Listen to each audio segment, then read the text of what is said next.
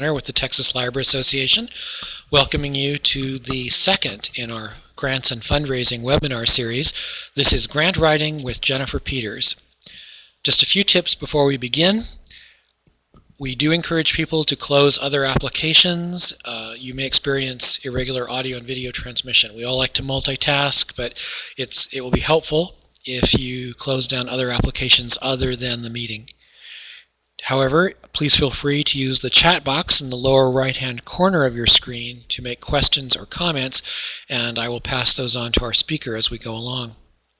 This webinar will be recorded.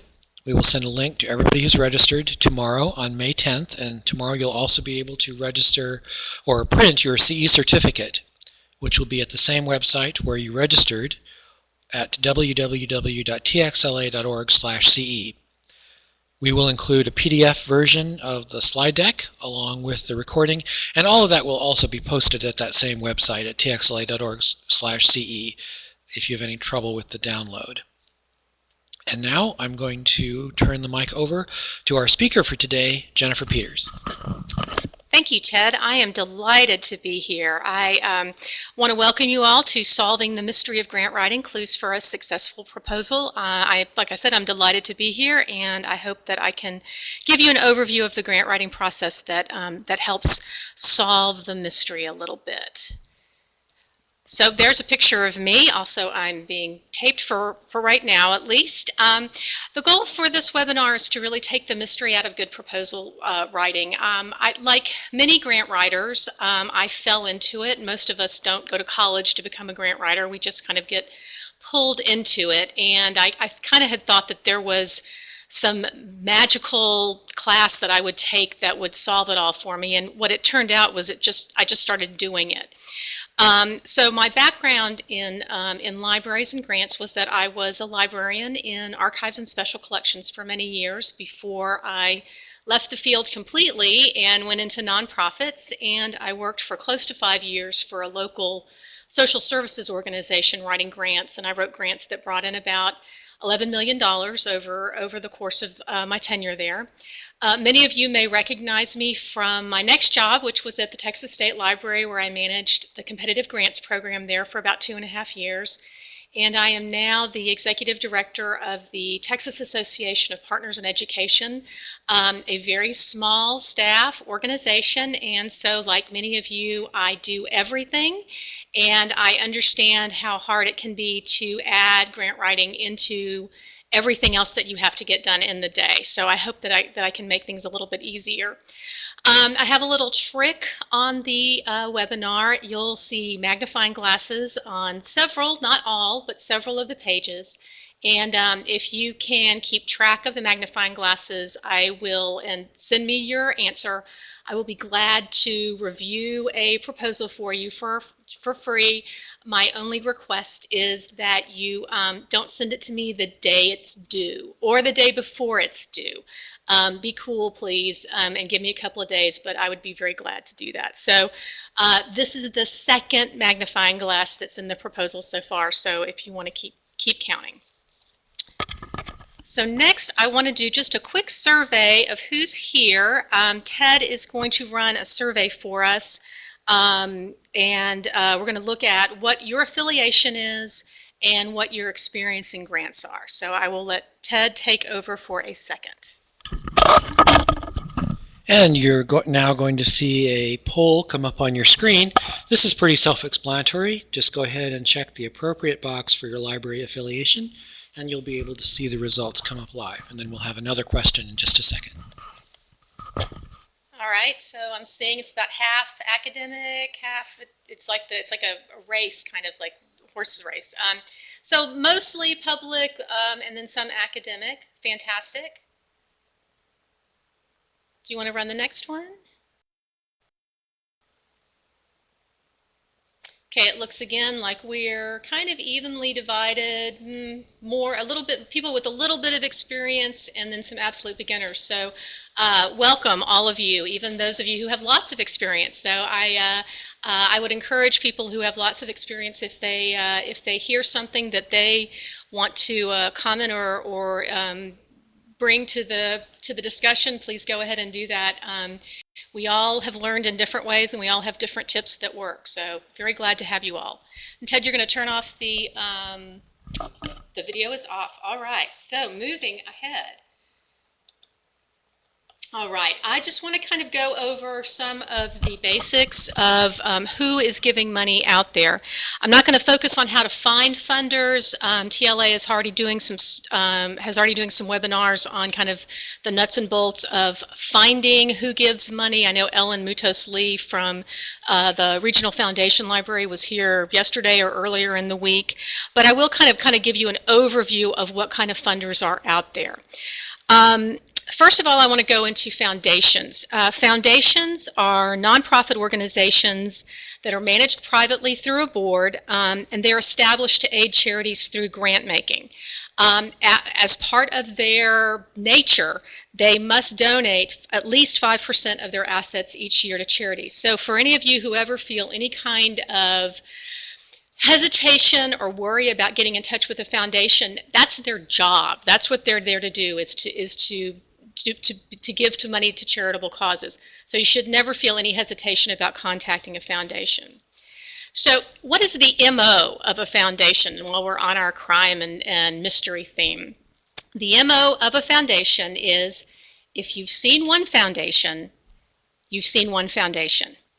Every foundation is completely different, and I think that sometimes it's challenging when you're starting in this field, because you want, and especially we as librarians who like things to be consistent and orderly, every foundation is completely different, and it ranges from the kinds of foundations that are available range from teeny tiny foundations that are run by a family who had a grandmother or a grandfather a couple of generations ago who made some money and they can give out maybe $10,000 or $20,000 a year, to those huge foundations that we've all heard of, that, Meadows for Texas and Annie E. Casey. So there's this huge broad range, and every single one of them is different.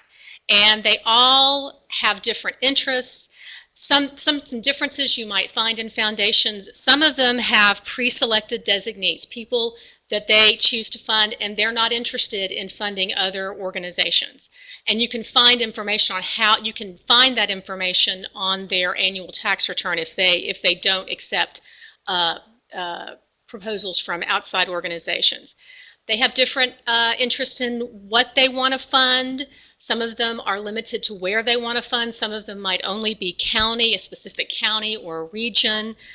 Some of them have specific interests that are really related to who's on their board. And a family foundation, there might be someone on the family foundation who's really interested in, say, diabetes research because they have a family member who has diabetes. And when they term off the board, another family member might come on who is interested in libraries and arts. That's their prerogative. It's their money. So you just kind of need to be aware of that. Other organizations, other foundations are interested in what parts of a project they want to fund, or the types of funding that they'll give. For example, there is a large statewide foundation. They like to fund, they like to come in at the end. They want you to have built up 75% of their project funding. They want to be that one that takes you over the top. And it's really helpful to know that so that you don't approach them as for startup funding.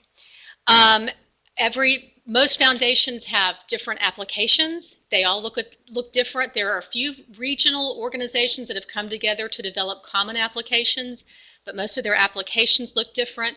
When they accept the applications can differ, and the time it takes to review a proposal.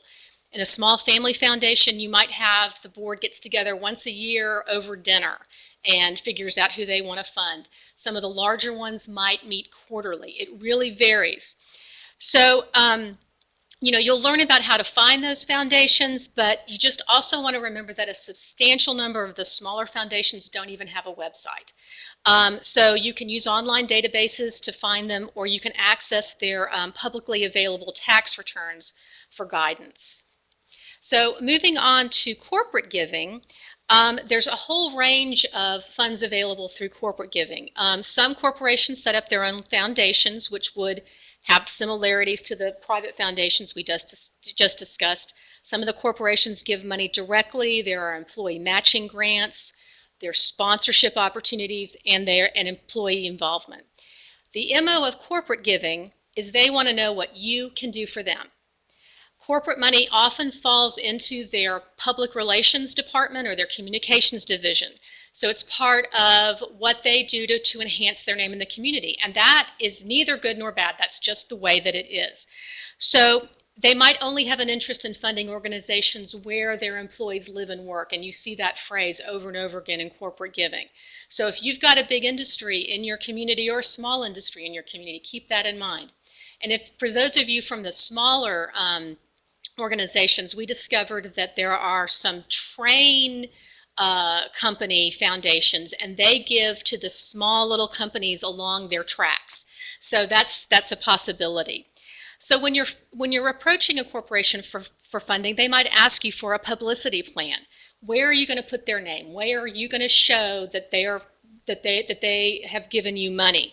So because of this, it's kind of important to have some guidelines in place about what you will and won't do to publicize their name. Your funding authority might have some rules in line. I know that there are some libraries that struggle with having rules about being able to put corporate names on their website, for example. So just be aware of that and have some guidelines in place. So if they came to you and said, we want to name this the McDonald's Public Library, that you have something to fall back on.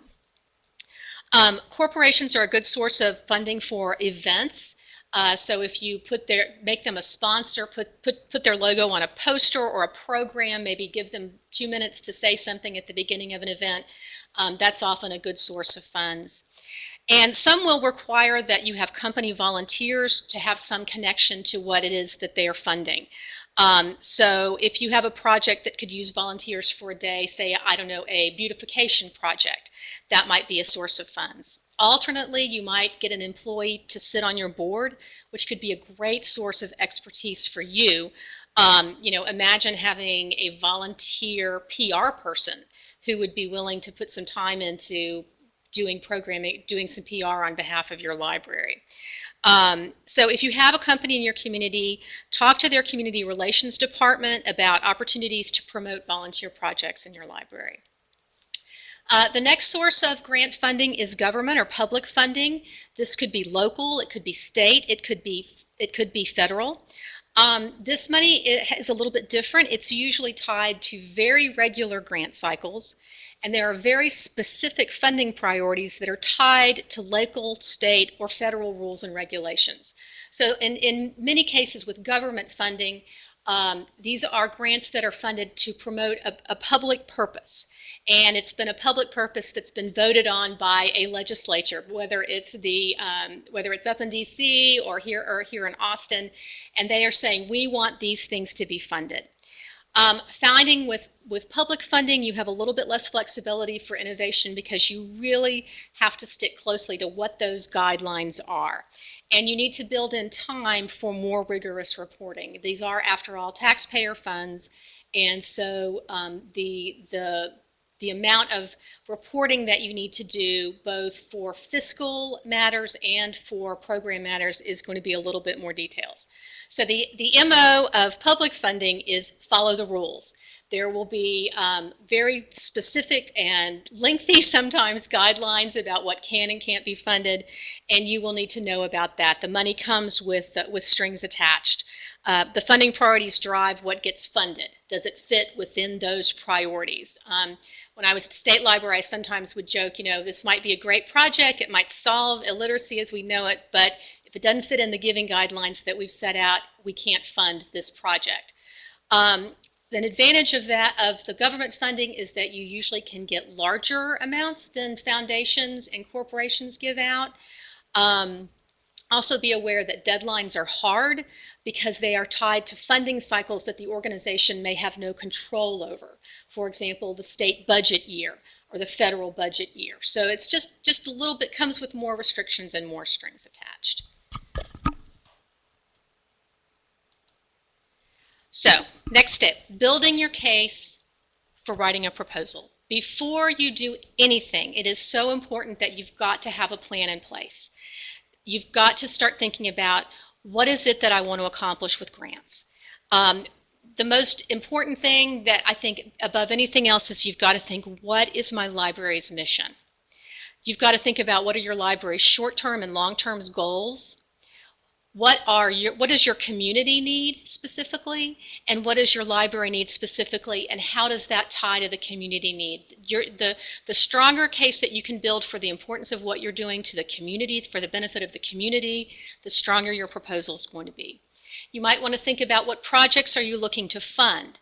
For example, what are your building needs? Think about what something like this will cost. When would you need the funds? Be aware when you start grant writing, it might be 6 months before you start getting funding. It can take a while, so you need to know that going in. And do I have any funding in place? Do I have any sources of funds already in place that I can show that there's community support for what we do? The reason that I emphasize this is that there are two kind of pitfalls that beginning grant writers fall into that I think are really critical to avoid. One is chasing the money. Chasing the money means you start trying to develop proposals just because you can, just to get the money, whether or not they're a fit for your organization or not.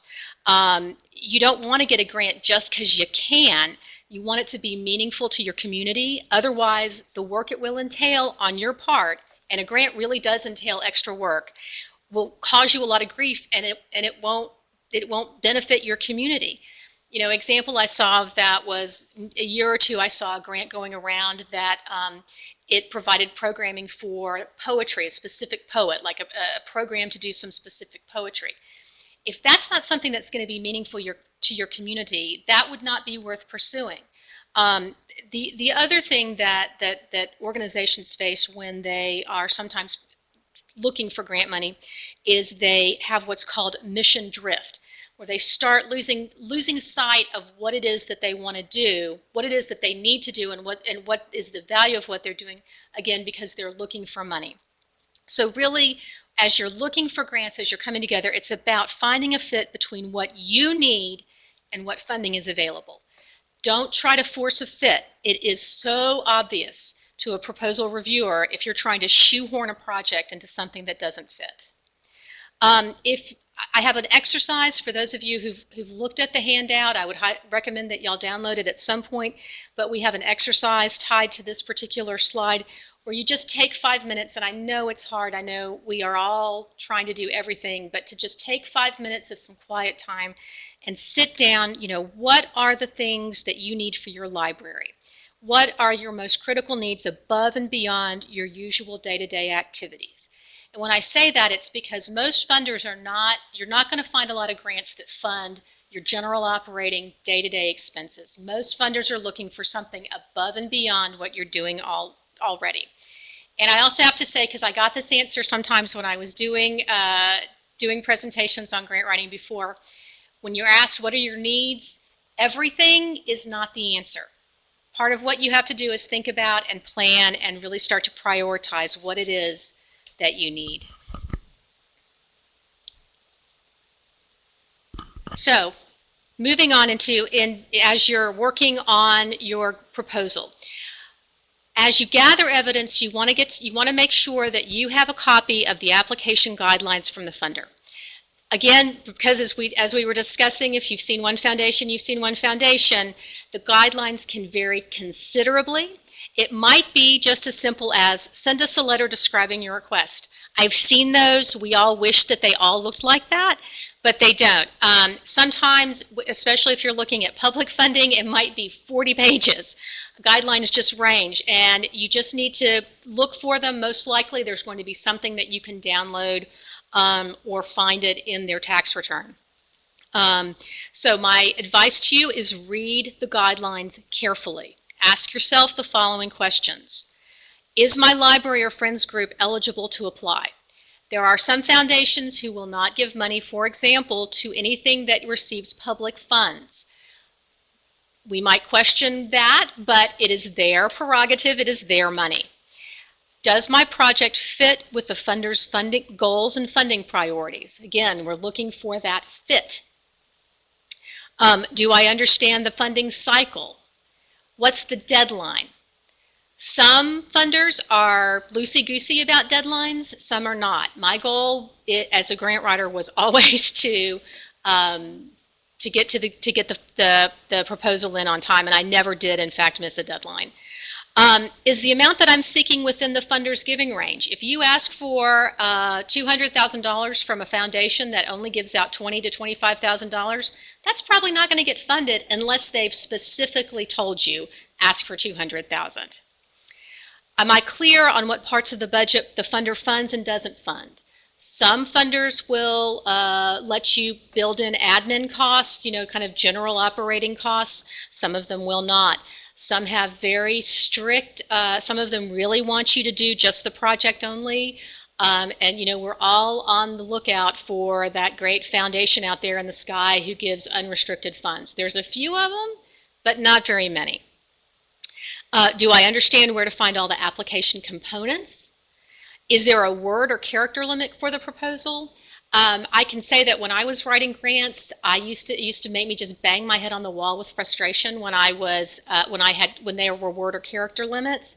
When I started reviewing grant proposals and I started to see just the amount sometimes that people would put in there, I really respected people who could write something very concisely and very briefly and get their point across without going on forever. Do I have all the required attachments? And I'll discuss what those required attachments might be. Did you get a go-ahead from the funder? One thing that experienced grant writers will tell you is that you need to have talked to the foundation. Some of them don't want to talk to you, and they'll say so. But it's really important that you would have reached out by phone or email in some way to say, listen, we've got this idea, and does this sound like something that you would be interested in? Because if you're going to invest a lot of your time, which is very, I know, limited, and submit a proposal and they've already run out of money for the year, that's not a good use of your time. So it's a good idea to check in, and they might say, you know what, this doesn't quite sound like a fit for us. And your answer then is thank you so much, because that gives you that frees you to find somebody else who is going to be a better fit. So I've got on the handout a little exercise to just spend some time to go to some foundation websites and look through their guidelines. I've linked to a couple that are obvious library givers. TSLAC, the Talker Foundation, Texas Book Fest. Just look at the differences and similarities in the information that they request. And you'll often find, and as we'll talk to this as we start looking at an application form, you'll find that there's overlap, and then sometimes there's some differences as well.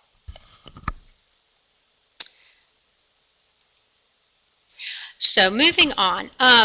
So over the years, I have looked at hundreds of grant application forms. And I have done that as a grant seeker. I have done that as a grant reviewer. I've reviewed grants for Texas Book Fest, for the United Way, for the Junior League.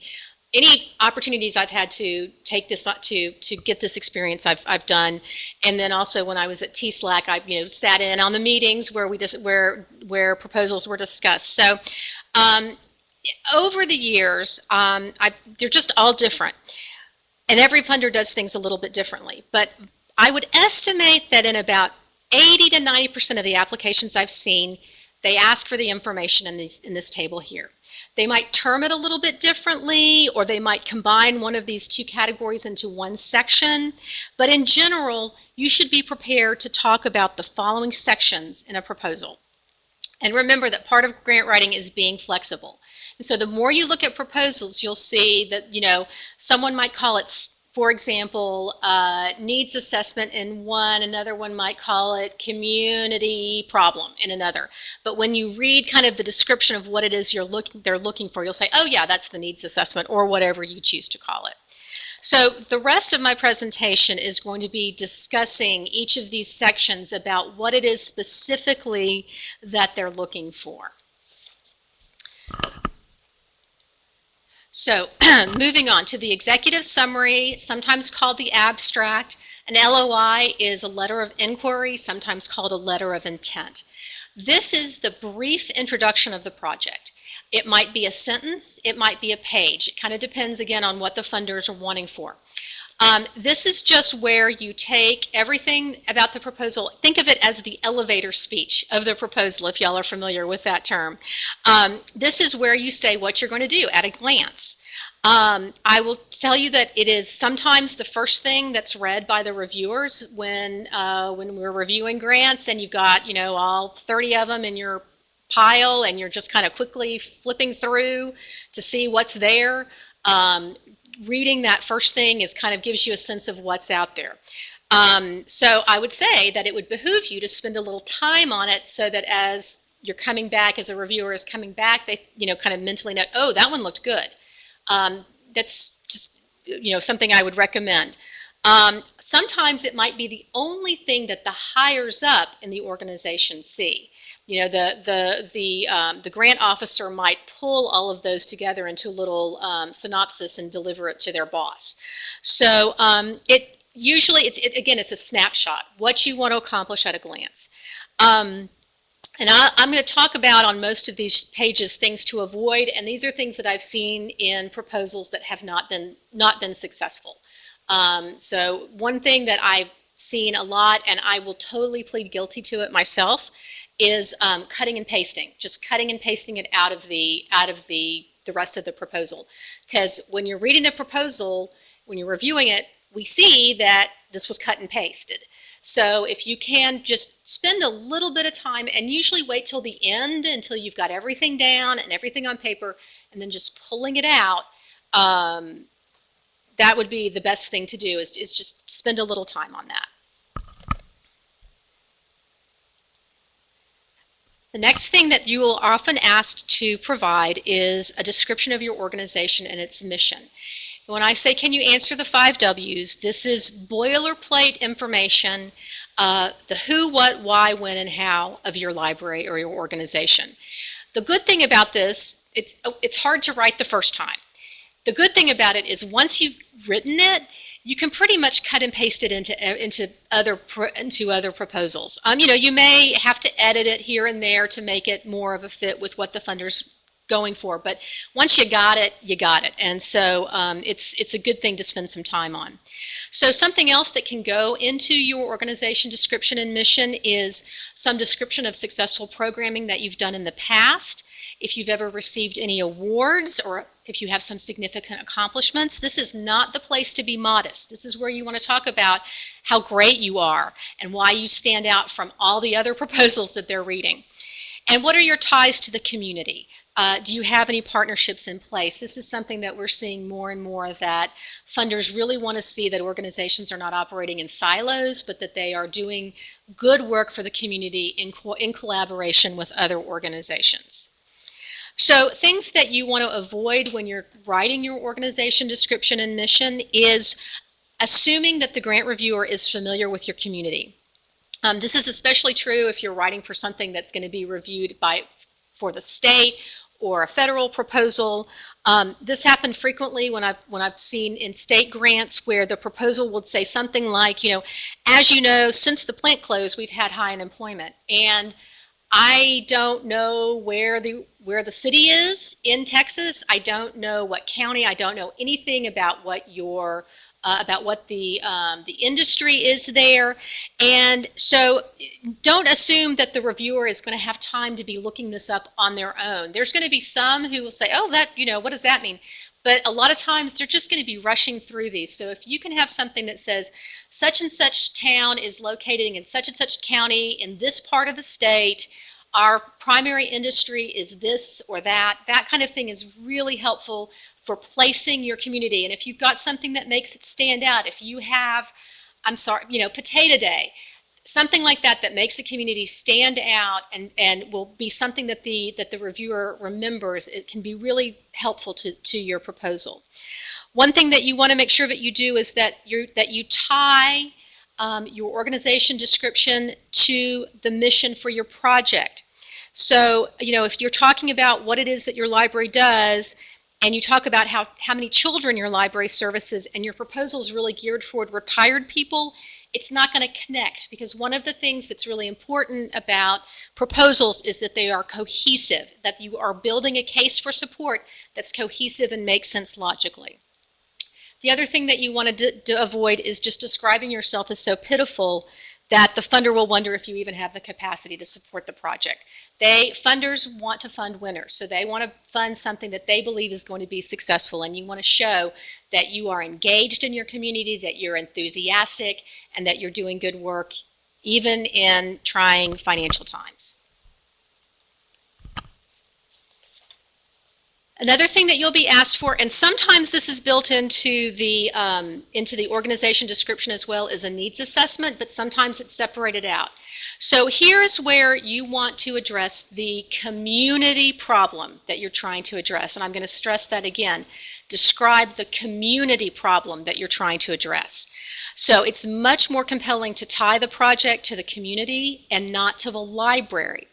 So compare, we need a new ILS to help the children in the community find the material they need quickly, rather than just the library needs a new ILS. If you're tying what it is that you need to a benefit to the community, it's going to be much, much more compelling.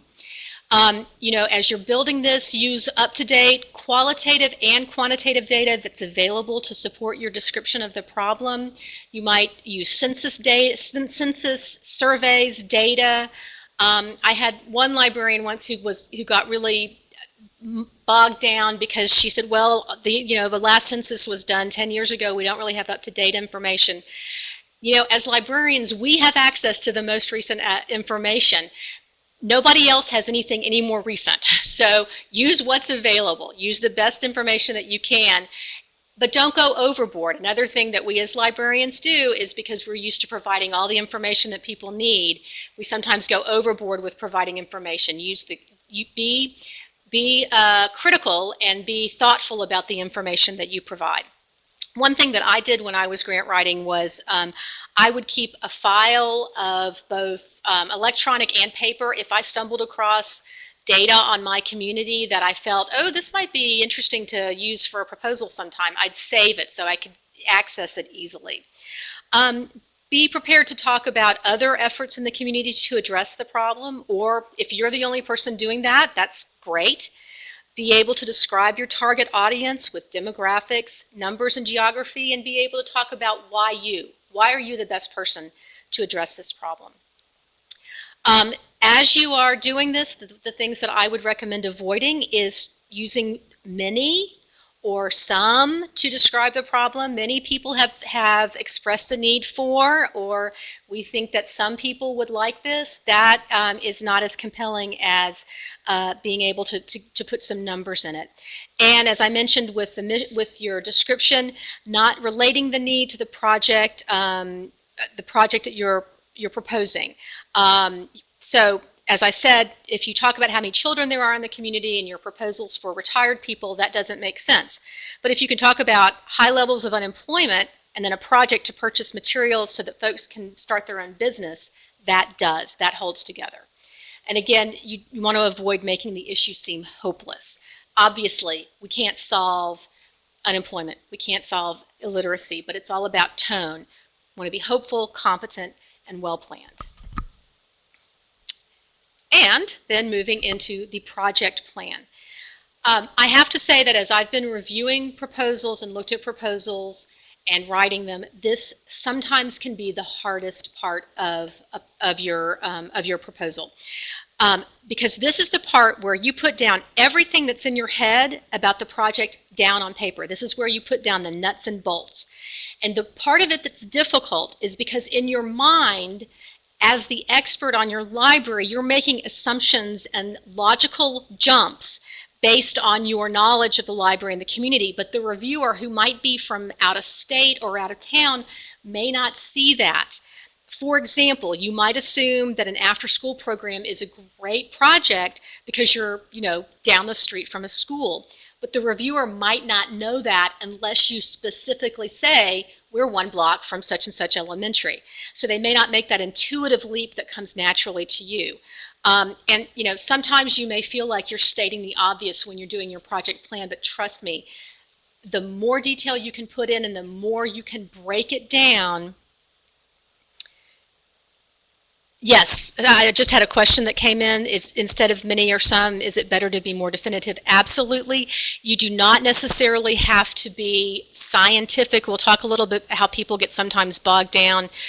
Those of us who went to graduate school and were taught how to do scientific surveys, those don't always need to be done.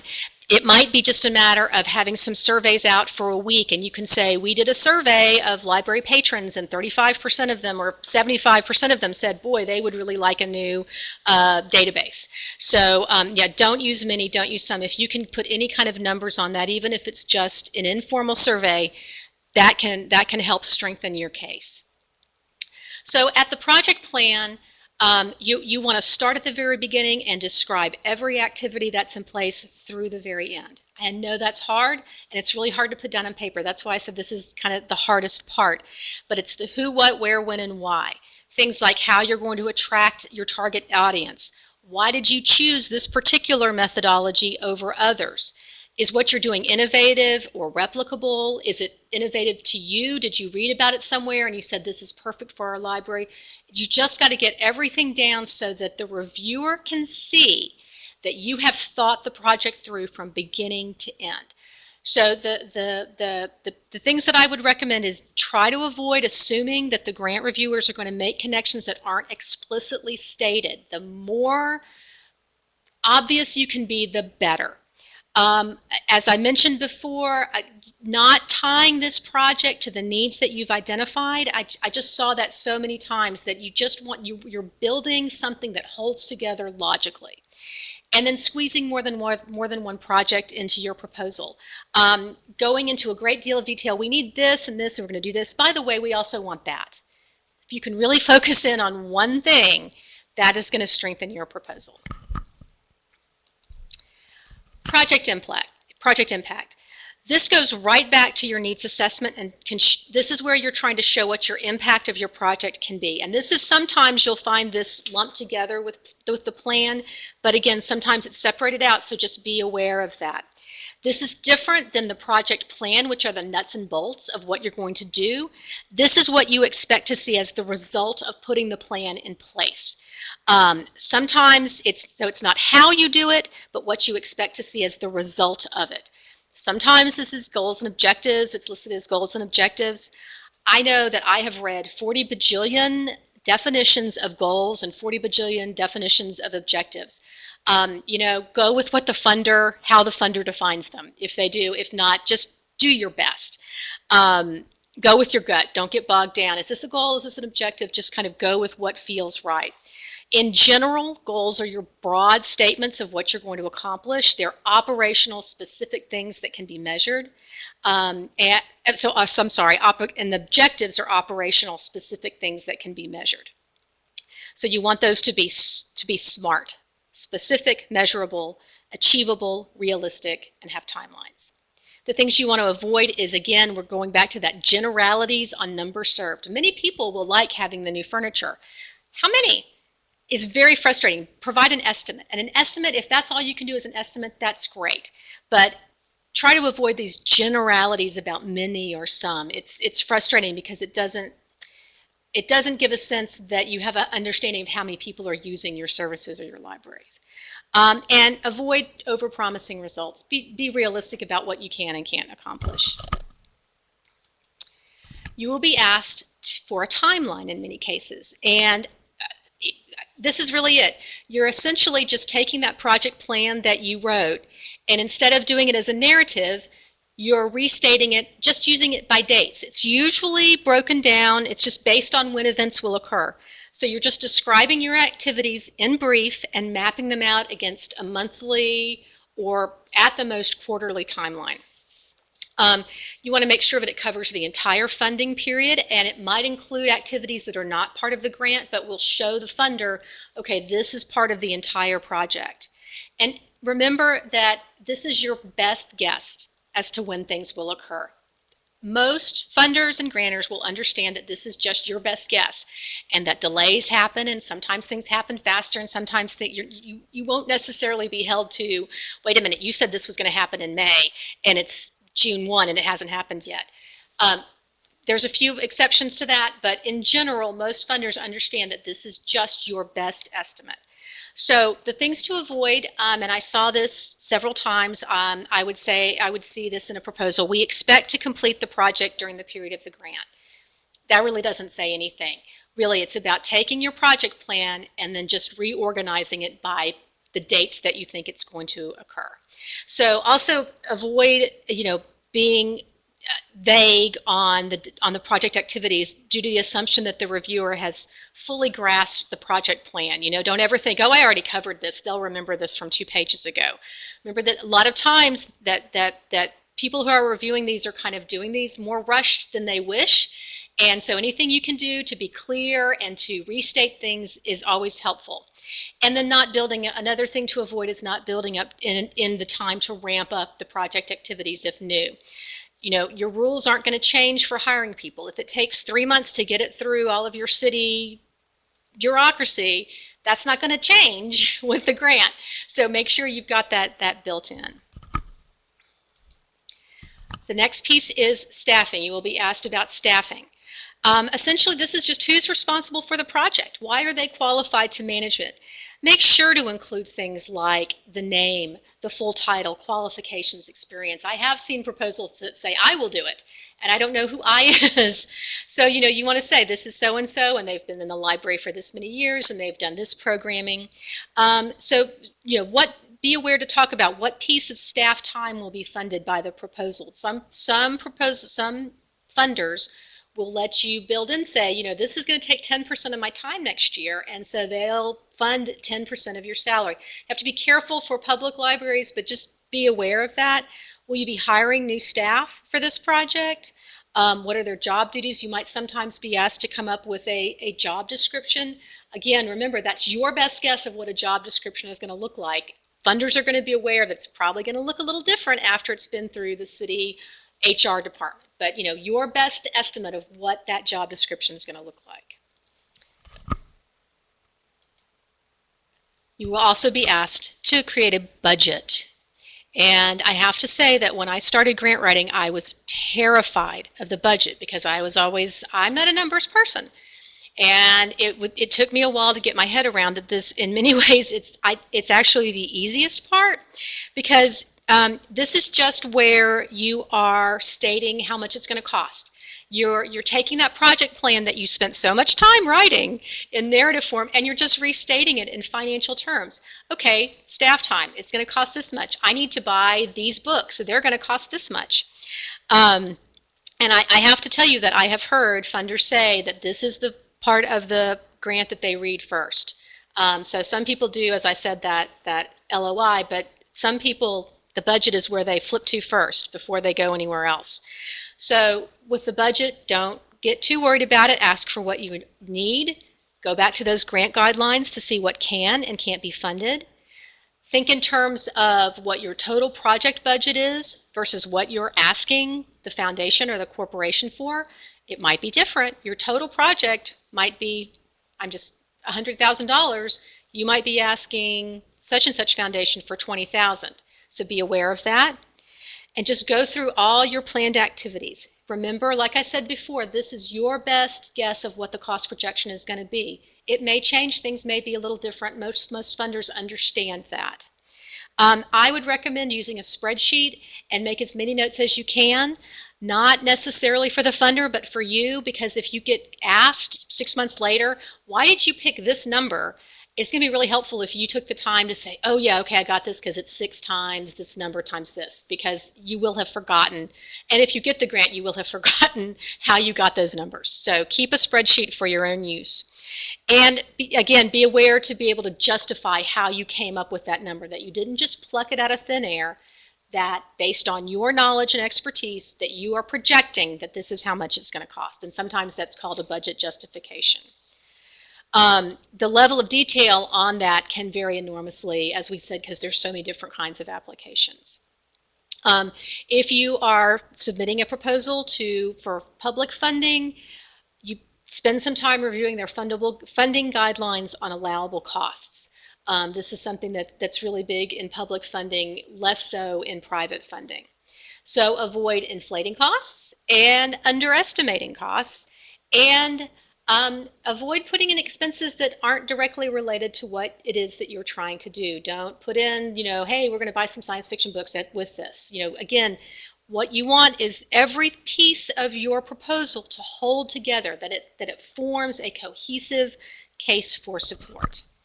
So I'm just going to show you some potential budget categories that might go into any kind of project. There's just a broad range, and there's many others. If you have questions, overhead or indirect is something that varies widely by type of funder. It has a meaning for federal grants that it doesn't have for private funders. Usually there's a cap at how much you can ask for an indirect or overhead. An indirect or overhead is the kind of expenses that go, well, this is how much it costs us to rent our office, and there will be a percentage built out. It's a complicated formula. If you're an academic librarian, you probably have a Office of Sponsored Projects that has a number already that you have to build in. In private foundations, I've generally seen it capped. They don't want any more than 10% going to overhead or indirect. So the next thing that you often see is project evaluation. And this, I think, gets people confused sometimes. This is essentially, how are you going to document whether or not your project has been successful? How are you going to measure its success? We get bogged down because we think that it has to be some kind of scientific formal review. And if you are writing for if you're writing a grant to the NIH, or you're writing a grant to some kind of national organization that's scientific in nature, yes, it's going to need to be a scientific review. If it's a proposal to a foundation, it can be a management tool. It doesn't have to be something that's publishable. It might be as simple as a survey at the end of your classes, of the literacy classes that you do. Essentially, they should grow right out of those project goals and objectives that you identified earlier. They should mirror them. We are planning to serve 80 people, and this is how we'll count them. 60 people will improve their reading skills, and this is how we'll document that. But it's important that the funder sees that you've built into the plan that you'll be evaluating from the beginning, that you've thought this through, that you are not going to be, as I have been in the past, scrambling around at the end saying, did someone keep track of everybody who signed in so that we know how many people were served? They want to see that you've thought this through. And again, it's part of this cohesive, you have thought this through from beginning to end, that we're talking about this case for support. Some things that you might evaluate are outputs, which is just numbers attending project activities. Sometimes this is going to be outcomes, which are a little bit more complex, changes in knowledge, changes in attitudes, those kind of things. It might help to have both of those. I have on the handout, I have some sample library outcomes so that you can kind of see the difference between just head count versus changes that have occurred as a result of your project. Sustainability. Sustainability has so many different definitions in so many different fields. For the purposes of grant writing, it means what's going to happen to your project when these funds go away. Funders really don't want to see their investment wither. They want evidence that it's going to be supported after their money ends, and it does end. Some projects are short term. We need new bookshelves. Get the bookshelves, you're done. But think about the sustainability issues around, say, about bookshelves. Who's going to maintain those bookshelves after they're purchased? Or if you buy computers, who's going to be responsible for making sure that updates get added? Those are the kind of things that a funder wants to know about sustainability. Is this project viable long term? Are you developing other funding streams to support the project after it ends? And if you're going to integrate it into your regular operations, how is this going to happen? So some things that I recommend avoiding is kind of this vague, nebulous, we plan to approach several foundations during the project year to gain second year funding, or we're going to hit you up again. That's not necessarily the best. You want to show that you're reaching out to lots of different funding sources. And you need to not assume that once you're funded, you'll always be funded. As I mentioned, foundations, they change direction. They have different interests. They go after the next sexy idea that's on the table.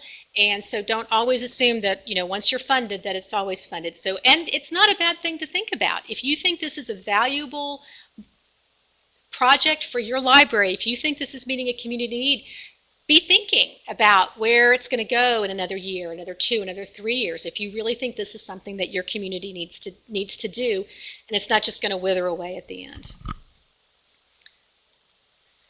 So you are often asked for attachments, and I've just listed some of the kinds of attachments that you might be asked for. And I'm trying to think if there's anything here that might be. An MOU is a memorandum of understanding. So if you've got a partnership in place with an organization, sometimes these can just be a simple page that says, I do this, you do this. But if you've got that to document that you've got that in place. YTD financials stands for your year-to-date financials. If you are a friends group, you might be asked for your tax return, your IRS Form 990. They might ask you for any of these things. When I was grant writing regularly, I kept a PDF of each of these and a paper copy because some people accept paper applications and some of them accept online. And I had them in an easy place to go so that I wasn't looking for my boss's resume on the day that the proposal was due and she was out of town. So, get those ahead of time, have them ready to go. Often you just attach them to the online proposal. If by chance you're an organization that does not create, say, isn't a 501c3, talk to the funder. We don't have this, we don't need this. Can we still fund? Some of them will say, oh, sure, yeah. Some of them won't. So be prepared for that. So I'm going to just run through some clues and tips. Many of these are going to be on your handout, but I'll just kind of run through them. Follow your instructions precisely. You are going to be in competition with people who do follow all the instructions, and often these instructions were carefully thought out by the funder. And so if you follow the instructions, it's a sign of respect that you have read and followed their instructions. Complete everything they ask for, even if you think it's silly. Include every attachment that they ask for. In my experience, there are huge numbers of applicants that don't follow the instructions and include every attachment. When I was working at TSLAC, I would call them and say, hey, I don't have this, I don't have that. Most funders don't do this. They just won't consider your proposal because they have so many more proposals than they can fund. And if you don't have the attachments that they asked for, they'll just put it on the no pile. Even if it's really compelling, they'll just put it on the no pile because you didn't follow the instructions. Make sure to sell your organization, use active verbs, be clear, concise, stick to the word limitations. Less is definitely more when it comes to proposal. Avoid library jargon and acronyms. This is especially true if you're pitching to non-library-based foundations. It helps to remember that for some program officers, the last time they were in a library was when they were in college, so they're not necessarily going to understand our internal lingo that we love. You want to mirror the funder's language. You want to make sure that the proposal holds together from start to finish. Don't assume that the reviewer will understand a nuanced description of why the project is important. You really got to hit them over the head with it. Don't imply, just state. Make sure that that you build in time to get authorization from your governing agency. If you're a public library, you might need that. Double and triple check for typos and misspellings. You will always find typos at the end, and I guarantee you that when you reread your proposal after you've submitted it, you will find a typo or a misspelling. Funders know to expect that, but if it's like consistent all the way through the proposal and like you don't even write incomplete sentences, that will really be counted against you.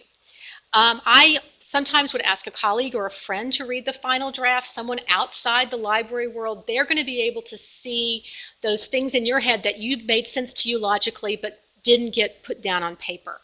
And plan to submit before the deadline. Something will always come up at the end, and if you build in an extra couple of days for that something, it will happen. I would encourage you to, don't assume that the reviewer is considering the application as carefully and thoughtfully as you think they are. Like many people, they might have put it off to the last minute and they're scoring a stack of proposals in a rush because they're under a deadline. The easier you can make it for them, the better. I'm not saying that every reviewer, doesn't really sit there and consider each application carefully on its merits, but it's been my experience that reviewers, many of whom are volunteers, really appreciate having things spelled out for them clearly and concisely. I would also encourage you to volunteer in your community if you have opportunities. Your local United Way sometimes sends out, we need people to score community grants. That's a great way to see how other people are doing it. That's how I learned to write grants, was by reading other people's grants and by doing it. And ask for samples. Some organizations will say, yeah, we'll send you some successful, some won't. But I have on our handout, I've got some additional resources, some reading. Stephanie Girding and Pamela McKellar are here in Texas, and they've written a really good book on grants for libraries. And there's some websites, too, that offer some good trainings. And I also linked to some sample grants. I wish that I had had time to track down some, atrocious grants so that you could see the difference. But I think looking at successful grants that have been funded in the past is really good, and just mirroring as much of that language as you can be really helpful. So we have some time for questions. I wanted to let you know that there were 17 magnifying glasses, or at least that's what I counted. Honestly, I don't care if you got it right or not. I'm very happy to review a grant or answer your questions. That's my contact information. I love libraries. I wish I was still in libraries, but I'm not. So I'm very happy to help out. And also, I am a huge fan of LinkedIn. So I'm not sure what happened, how it got so cut off, but I kind of consider LinkedIn my personal Rolodex. So feel free to connect with me in that way. So I can take some questions now. Okay, and if you have questions, please feel free to type those in to the chat box in the lower right-hand corner of the screen, and we will pass those on right away. So we see multiple attendees are typing. We know we're getting to the very end of the hour, and if you have to go be on a reference desk or something, we totally understand that. We will send the full recording to everyone who registered for today's program. Christopher notes that he is on LinkedIn too.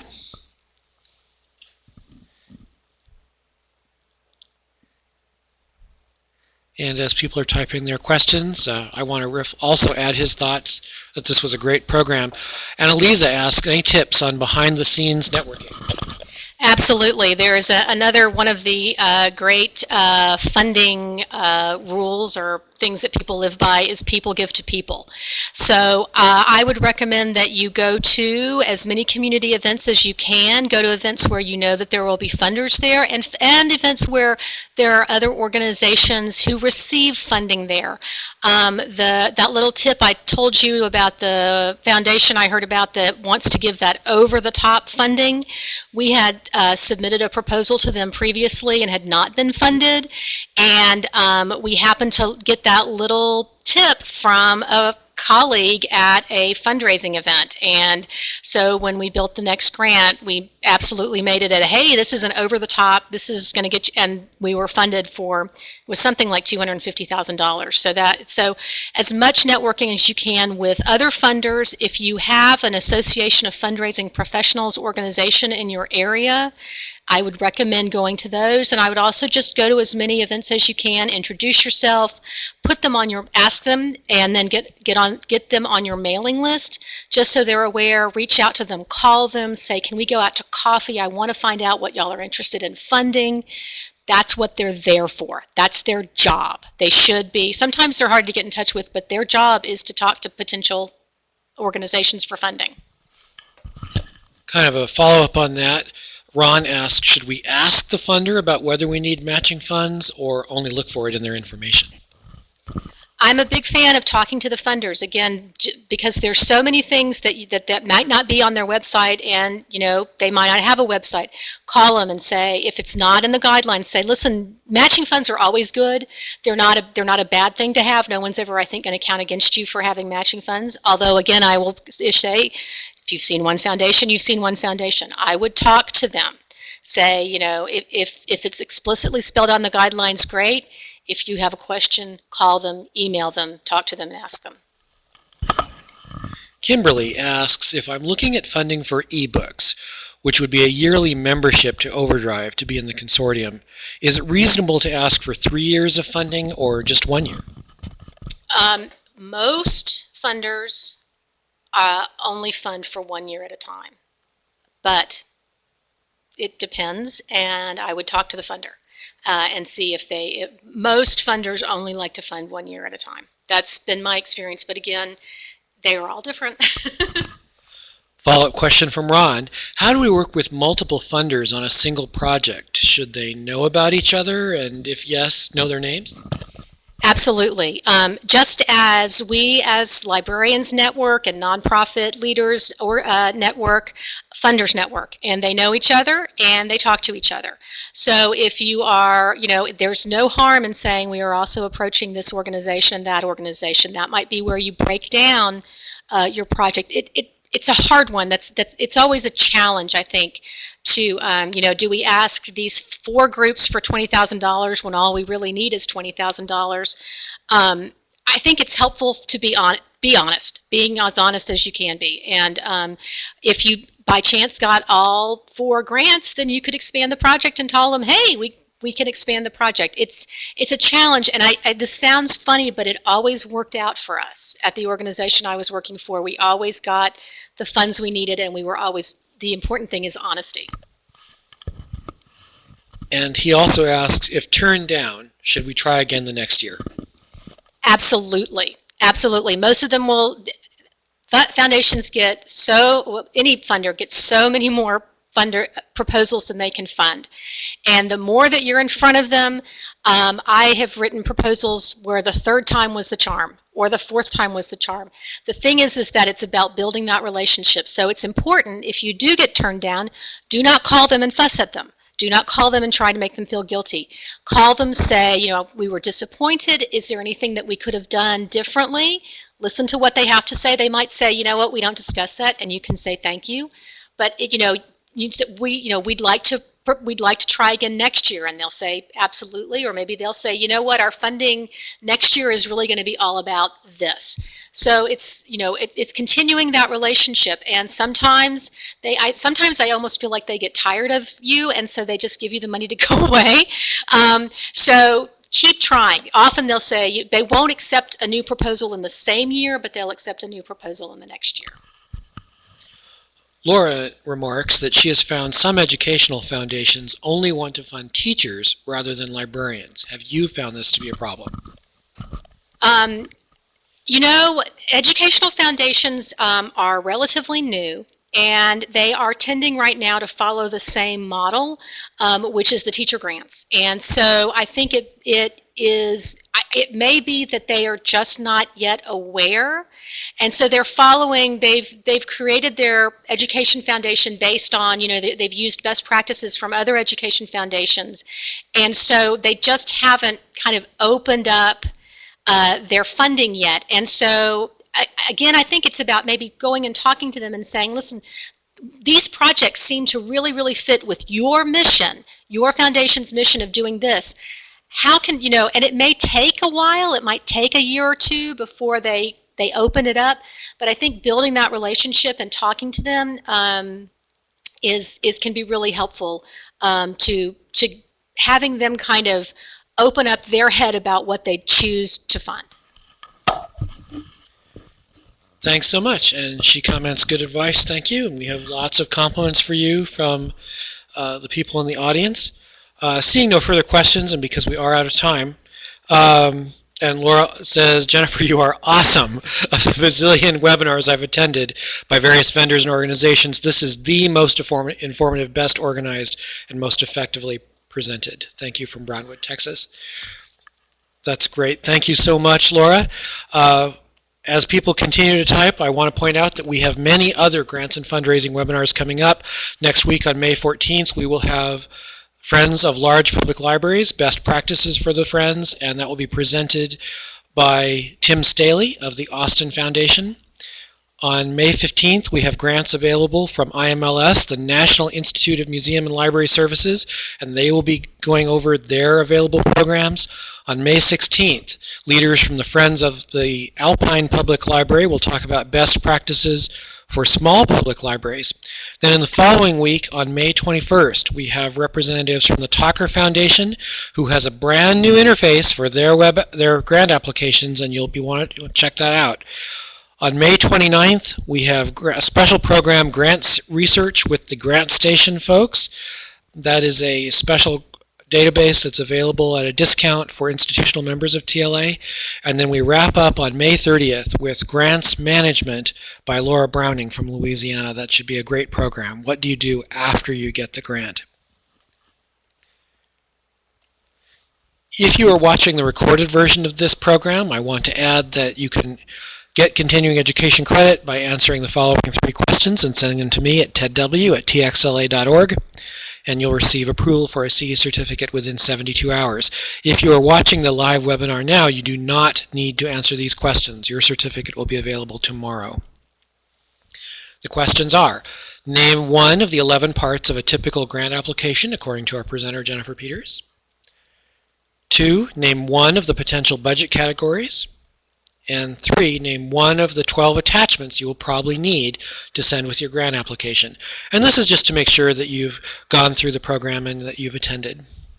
Send these answers to tedw@txla.org, and we'll send you the link for your CE certificate. Thank you so much, everyone, for coming today. This has been a great program. Thank you very much to our presenter, Jennifer Peters. This was fantastic. And we will see you all, hopefully, at the next